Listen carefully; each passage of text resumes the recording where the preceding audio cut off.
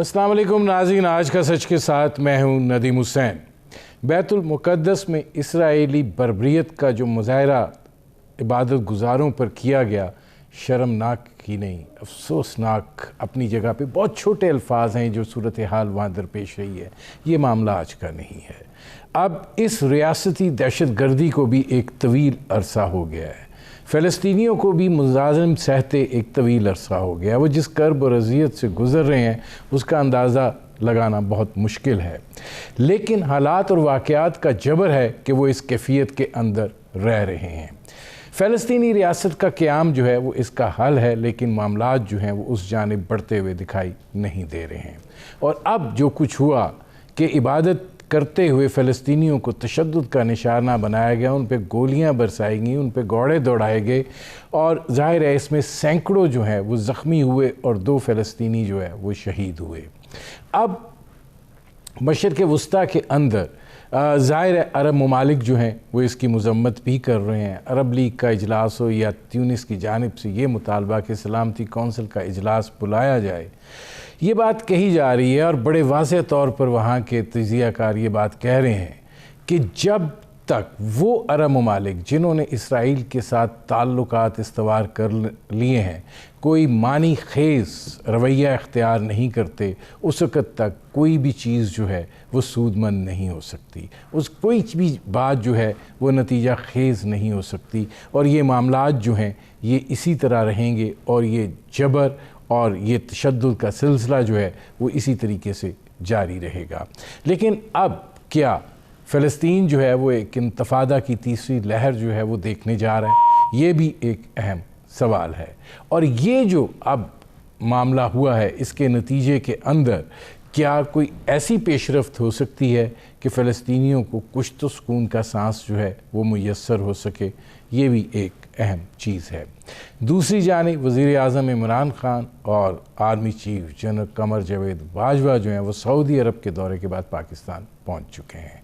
Saudi अरब ने पाकिस्तान और भारत के माबैन कशीदगी कम होने को सराहा है और उसके साथ साथ ये बात भी कही है कि वो कश्मीर के हवाले से भी किरदार अदा करने के लिए तैयार हैं।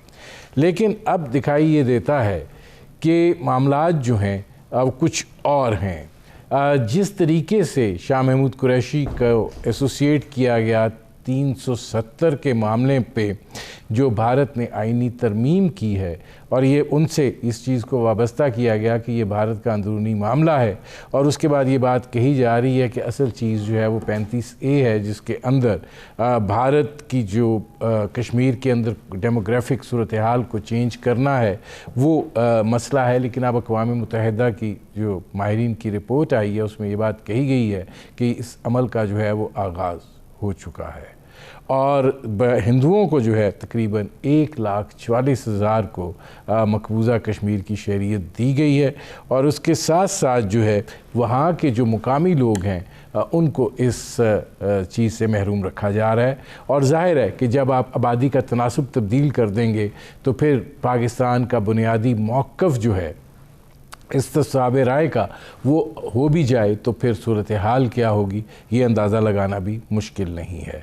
तो ये जो पस पर्दा जो कुछ हो रहा है इस हवाले से, इस पर भी करेंगे बात। आपका अपने मेहमानों से तारुफ़ करवाते हैं। हमारे साथ मौजूद हैं इलामा अमीन शहीदी साहब, मुमताज़ मजहबी स्कॉलर हैं, और हमारे साथ मौजूद हैं air marshal retired Masood Akhtar साहब, मुमताज़ तजिया निगार हैं। इसमें अमीन शहीदी साहब ज़रा आपसे शुरू कर रहा हूँ कि बैतुल मुक़द्दस में जो कुछ हुआ है बहुत शर्मनाक है। इंसानियत के अलमदारों के मुंह पर तमाचा है, लेकिन ये तमाचे अक्सर पड़ते रहते हैं, लेकिन हमेशा इसका नतीजा जो है वो सरफ़ नज़र का निकलता है, सरमैरी का निकलता है, और जो वहाँ का बुनियादी मसला है उस हल की जानिब जो है पेशरफ्त नहीं हो पाती है। क्या कहेंगे आप? आपने बिल्कुल सही कहा कि मसले में पेशरफ्त कोई नहीं होती, सिर्फ मुज़म्मती बयान आ जाते हैं। तो सच्ची बात तो ये है कि ये मसला एक ऐसा मसला है जिसमें अमेरिका खुद शामिल है, अक़वाम मुत्तहिदा खुद शामिल है, यूरोपीय यूनियन खुद शामिल है, और अरब अरब ममालिक खुद इस मसले का हिस्सा है, जब ये सब के सब ममालिक और निजाम उस मसले को पैदा करने के जिम्मेदार भी हों और उसका हिस्सा भी हो, तो फिर कभी भी मसला हल की तरफ नहीं जाता। हल तब होगा जब दो फरीकों के दरमियान निज़ा में बाकी दुनिया गैर जानिबदार होकर हकदार को हक पहुंचाने की कोशिश करे और मजलूम को उसका हक दिलाए। लेकिन यहाँ पर तो सूरत हाल ये है कि यूरोपीय यूनियन हो या अरब लीग हो या अक़वाम मुत्तहिदा के ज़ैली जितने भी इदारे हैं, सबके सब इसराइल को मजबूत करने और फलस्तीनियों के खात्मे पर तुले हुए हैं।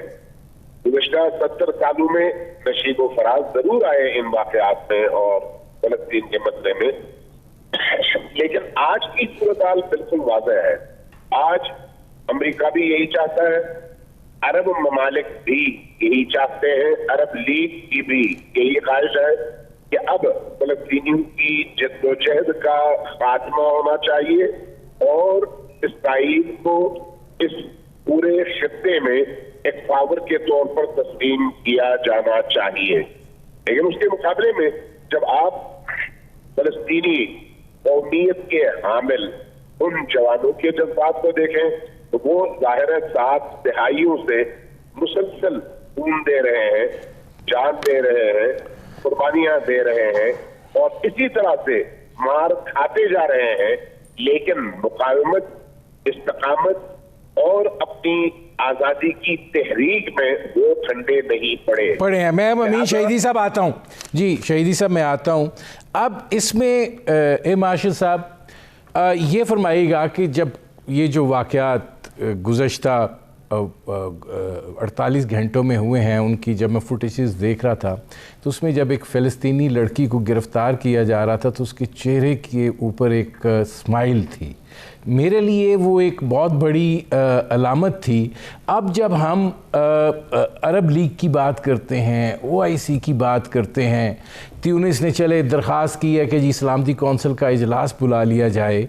आप समझते हैं कि सबसे बड़ा दचका जो है वो फ़लस्तीन के जो कॉज़ है उसको अरब ममालिक की जानिब से ही इसराइल के साथ ताल्लुकात इस्तवार किए जाने की वजह से पहुंचा है और ये मामला जो है ये अब एक नया रुख इख्तियार कर गया है।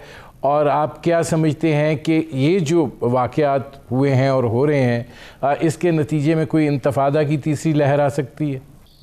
इंतफादा की तीसरी लहर तो जन्म ले ही सकती है जिस तरह से मकबूजा कश्मीर में हो रहा है, लेकिन अरब लीग और ये सारी जो तंजीमें हैं दे आर टूथलेस, मतलब उनके कोई दांत नहीं है।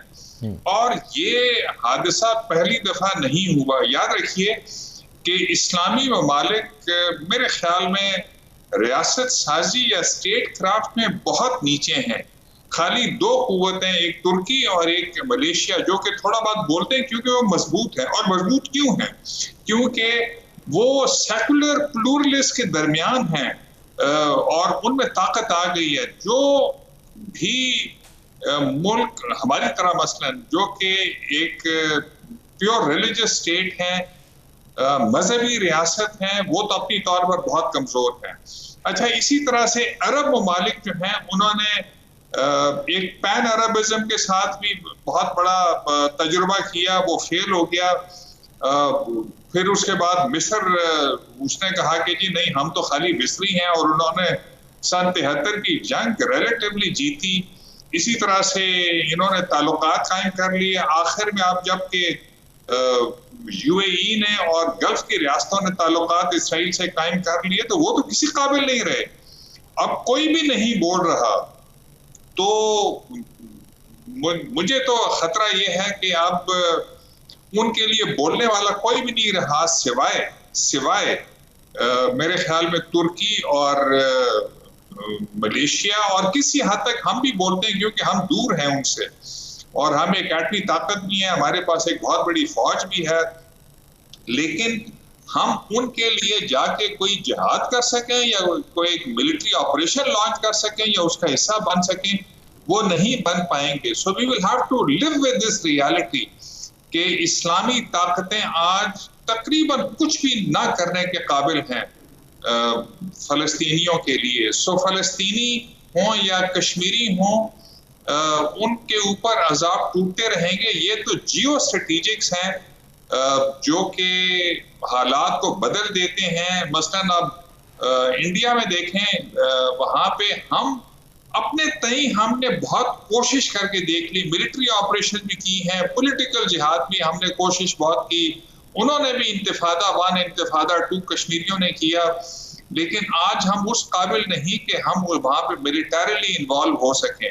ठीक है, मैं माशर साहब आता हूं, क्योंकि आपने ये जो बात की है ये ज़रा अमीन शहीदी साहब, आप भी समझते हैं कि जो अरब के प्लेटफॉर्म्स हैं, चाहे वो OIC हो, चाहे वो अरब लीग हो, ये जितनी अक़वाम मुत्तहिदा के बारे में तो क्या कहना है, ये अब रिडंडेंट इदारे हैं, बेकार हैं, और वो जो एक आवाज़ बुलंद होनी थी फ़लस्तीनियों के लिए, वो भी, उसमें भी इतनी कमी आ गई है कि बस वो अब अपने हाल पे हैं कि वो जितना लड़ सकते हैं लड़ लें और कुछ नहीं है रास्ता। मेरे ख्याल में हमें प्रैक्टिकल होकर सोचना चाहिए फिलहाल फलस्तीन के हवाले से। अगर हम गुज़श्ता 70 सालों से इनकी जारी तहरीक को देखें तो इस वक्त फलस्तीन के अंदर तहरीक में जितनी जान है, गज़ा की पट्टी में जितनी इनके अंदर तवानाई पैदा हो चुकी है, और खुद इस्राइल की अंदरूनी जो सूरत हाल है वो कुछ और बता रही है। इस वक्त फलस्तीन के अंदर रहते हुए जितना ताकतवर बन चुके हैं, इस्राइल के बहुत बड़े बड़े एतमीन मराकज़ फलस्तीनियों के निशाने पर है। ये अंदर से ताकत है। कभी भी कोई तहरीक बाहर की ताकत के बलबूते पर कामयाबी के ज़हने तय नहीं कर सकती जब तक उसके अंदर वो पोटेंशियल और वो ताकत और वो जज्बा मौजूद ना हो। तो पहले इनको उम्मीद ये थी कि अक़वाम मुत्तहिदा से शायद कोई मदद मिले, अरब लीग से शायद कोई मदद मिले, लेकिन वक्त ने बता दिया कि मौजूदा इस बैनुल-अक़वामी निज़ाम में अच्छा, अब इसमें इमाम मसूद अख्तर साहब ये फरमाइएगा कि अमीन शहीदी साहब कह रहे हैं कि अंदर तहरीक जो है वो एक मौसर क़ुव्वत में है। इसराइल की बहुत सारी चीज़ें जो हैं वो फ़लस्तीनियों की अब दस्तरस में हैं, निशाने पर हैं। आप ये मुज़ाहमत जो है ये बढ़ते हुए देख रहे हैं, और आप समझते हैं कि जो मुस्लिम दुनिया है, इस मुज़ाहमत को वहाँ से कोई सपोर्ट मिल सकेगी कि नहीं? वो जो पहले एक इखलाकी मदद मिल जाती थी, मादी मदद मिल जाती थी, उसके अंदर इसराइल के साथ रवाबित बढ़ाने के नतीजे में उसमें भी अब कमी आएगी। देखिए, 60 और 70 की दिहाइयाँ चली गई हैं जहाँ पर के इस कॉज को हिमायत हासिल थी, या कश्मीरियों के कॉज को हिमायत हासिल थी, वो ख़त्म हो गया।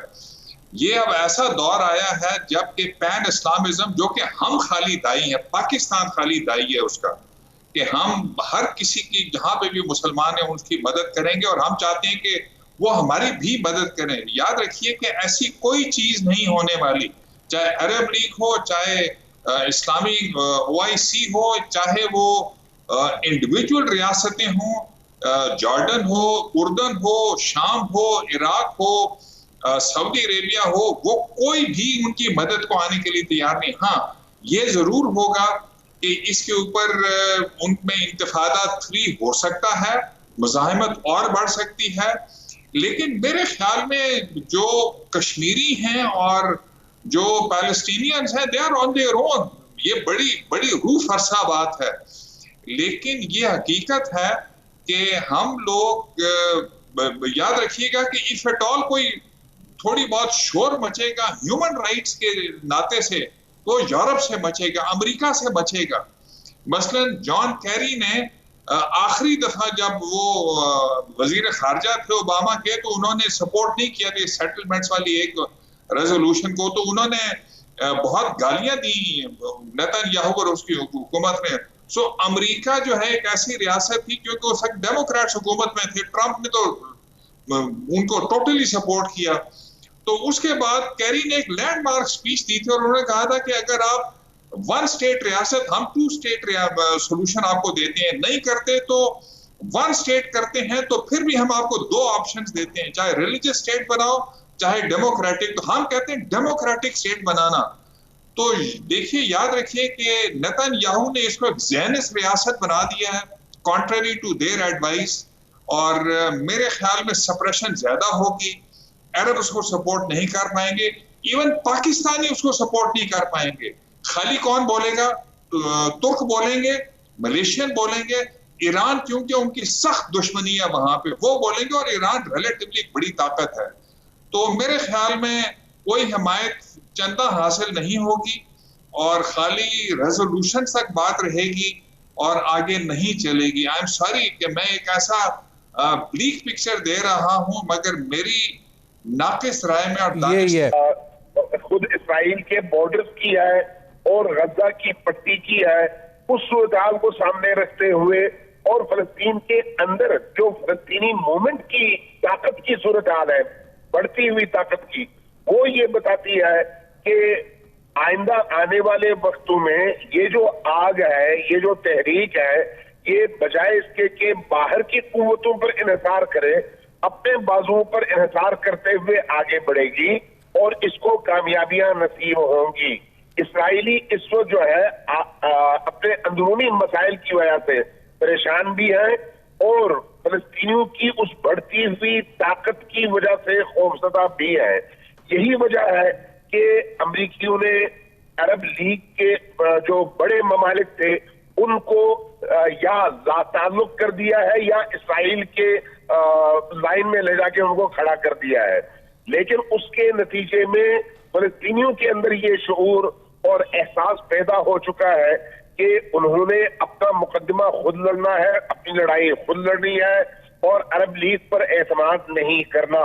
तो इस बुनियाद पर मैं ये समझता हूं कि आने वाले वक्त में जो सूरत हाल बनेगी उसमें फलस्तीनियों की इस जिद्दोजहद में मजीद तेजी भी आएगी और उनकी ताकत और तवानाइयों में मजीद इजाफा भी होगा। इसका मतलब ये है शहीदी साहब, आप जो बात कर रहे हैं, फिर इसका मतलब ये समझ लिया जाए कि अरब लीग का इजलास हुआ, इसी का इजलास, ये सब बेबानी बेमकसद लायानी किस्म के होंगे। और दूसरा ये है कि क्या वो जो उम्मत मुसलमान का तसव्वुर था वो भी अब तहलील हो चुका है? अगर आप ज़मीनी हकीकत देखें तो उम्मत मुस्लिमा का तसव्वुर उम्मत और आम आवाम के हवाले से तो शायद आपको नजर आए, लेकिन हुकूमतों के हवाले से कहीं पर भी वो तसव्वुर नजर नहीं आता।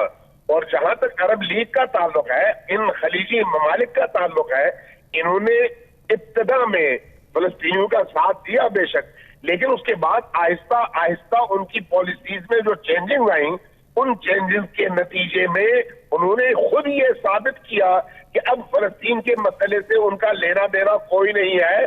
फलस्तीनियों को इनको यानी ऐसे मनाजिर आए जहां पर हमने देखा कि इन्होंने फलस्तीनियों को शटअप कॉल दी बजाय इसके कि वो इसराइल को देते। अच्छा, अब इसमें एयर मार्शल साहब ये फरमाइएगा कि कश्मीर के हवाले से जिस तरीके से पाकिस्तान और भारत के माबैन हालिया दिनों में पेशरफ्त हुई है, पस पर्दा मुज़ाकरात की बात हुई, फिर उसको तस्लीम भी कर लिया गया, इसके साथ साथ सऊदी अरब गए हुए थे, वज़ीर आज़म भी गए हुए थे, चीफ़ ऑफ आर्मी स्टाफ भी गए हुए थे, वहाँ पे भी सऊदी अरब ने पाकिस्तान और भारत के माबैन कशीदगी का होने को सराहा, कश्मीर के हवाले से किरदार अदा करने की बात की। आपको क्या दिखाई देता है? और वो जो अब एक बयान जोड़ दिया गया शाह महमूद कुरैशी साहब के हवाले से 370 के आइन का जो भारत ने तहलील किया है, आप क्या समझते हैं कि as a policy decision Kashmir को बैक बर्नर पर ले जाने की बात हो रही है? नहीं, मेरे ख्याल में ऐसी नहीं है। गवर्नमेंट ऑफ पाकिस्तान ऐसा करने का तस्वुर भी नहीं कर सकती। जिस दिन वो करेगी, सोचेगी भी मेरे ख्याल में अवाम जो कि इमोशनली इन्वॉल्व हैं कश्मीरी कौम के साथ, वो उनको चैन से नहीं रहने देंगे। मेरे ख्याल में ये बहुत ही गैर दानिशमंदाना स्टेटमेंट इफ एट ऑल उन्होंने दी है, क्योंकि जो स्पेशल स्टेटस है कश्मीर का, चे जाए कि हम बड़े कोता अंदेश थे जब हम कहते हैं कि जी 370 उससे भी बड़ी नफरत करते हैं, 35A से भी बड़ी नफरत करते हैं। आज हमें दोनों बहुत अच्छे लगते हैं, आज हमें महबूबा मुफ्ती और ये सारे भी अच्छे लगते हैं। खैर वो रियासत साजी, फॉरेन पॉलिसी और इनके मसाइल हैं, लेकिन बैक बर्नर पे कश्मीर को रखा नहीं जा सकता। ना चे जाए कि हम वहां पे मिलिटरीली इस वक्त इस हालत में नहीं है कि इन्वॉल्व हो सके। तो शाह महमूद कुरैशी साहब को बहुत एहतियात करनी चाहिए वो क्या स्टेटमेंट देते हैं। ये हमारे लिए बहुत अच्छा हुआ कि ऑल्दो दुश्मन के वीकनेस और उनकी इतने सख्त प्रॉब्लम्स के ऊपर हमें हंसना नहीं चाहिए, खुश नहीं होना चाहिए। मोदी आज बहुत परेशान है, नंबर 1 क्योंकि उनके कोविड-19 उनके गले पड़ गया बिल्कुल, और नंबर 2 चीन के साथ वो 2 फ्रंट वॉर नहीं कर सकते।